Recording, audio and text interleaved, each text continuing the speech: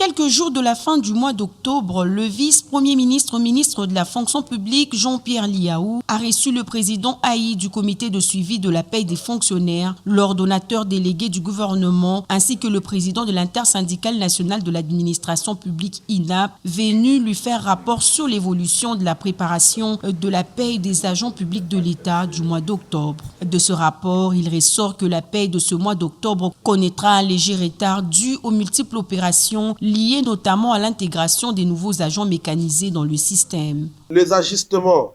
qui sont en train d'être faits, les ajustements décidés lors des travaux de banque syndicale et le gouvernement, mais aussi les nouvelles mécanisations font en sorte qu'il y ait beaucoup de travail à faire au niveau de la direction de la paie. Et cela engendrera certainement un glissement dans le paiement des salaires du mois d'octobre. Nous nous sommes dit, est-ce que c'est important de faire une paie complémentaire pour les ajustements, pour l'application de la grille barémique, etc. On a dit non, on accepte un petit retard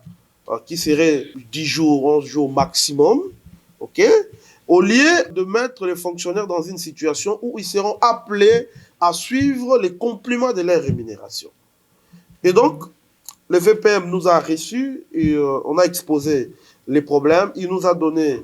des orientations. Et donc, pour nous, c'est l'occasion d'appeler